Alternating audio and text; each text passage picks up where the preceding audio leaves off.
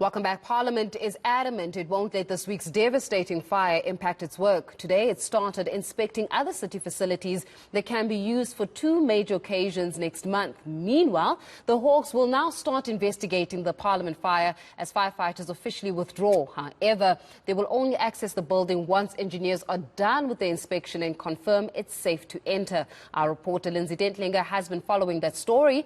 She joins us now for the latest. Lindsay, always a pleasure speaking to you. What has been the situation at Parliament today?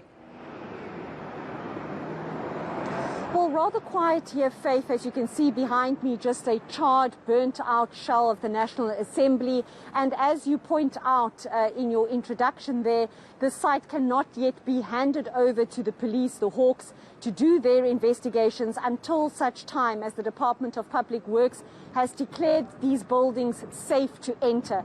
We know, for example, that the Speaker and the Deputy Speaker's office appear to be safe, Faith, but there's no way you can imagine going into that building that you will be safe to access possibly parts of the building that are still intact. And we understand that the Department of Public Works will be meeting with their principal, the Minister, this evening to discuss what they have assessed.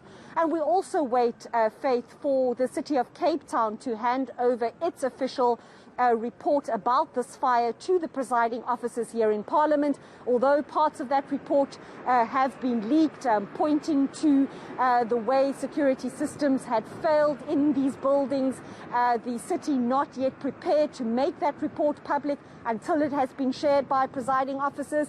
And then on the sidelines, there's also Parliament discussing what to do next so that the work of Parliament doesn't stall.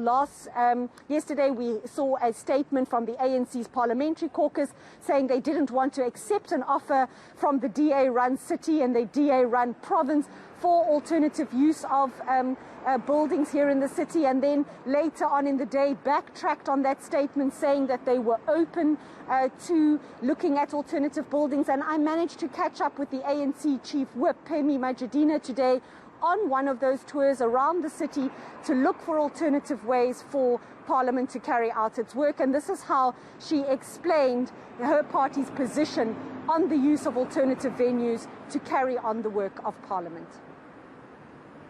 We are going to utilize any public facility within the CBD because these facilities, they belong to the citizens of South Africa, and therefore there is no rejection of any facility by caucus. I want to put a record straight.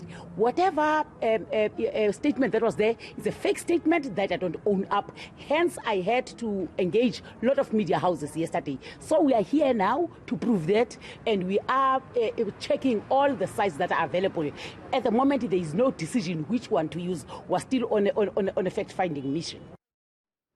Well, of course, we've got a fact-finding mission that is currently underway there by the Chief Whip. But what is the likelihood of finding an alternative venue for the State of the Nation? February is usually a busy month for Parliament in the country. Yes, Faith, two key events on the parliamentary calendar: the official opening of Parliament, which is when the President addresses the State of the Nation and lays out the roadmap, if you will, for his government for the upcoming year. And then 2 weeks later, the Minister of Finance is to table the budget, which funds all those activities of government that the President lays out.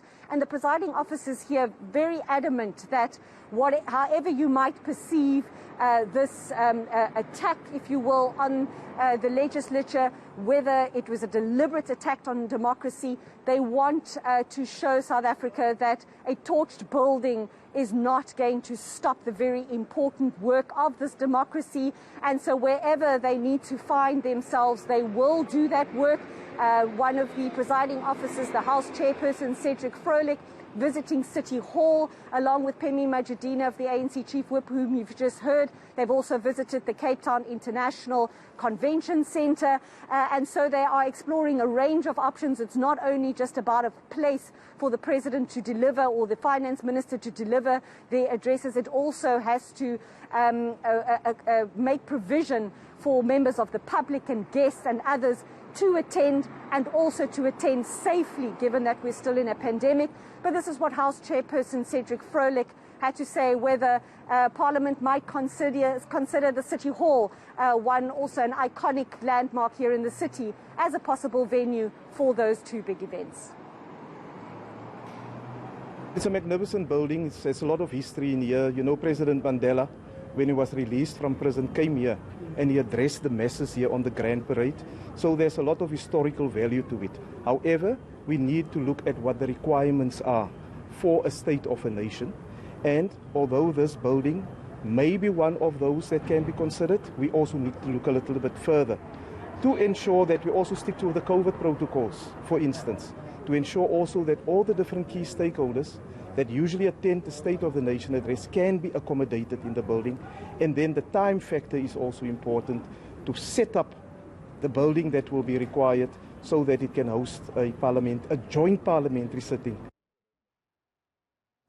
Well, of course, that was our reporter Lindsay Dentlinger giving us the latest there from Parliament.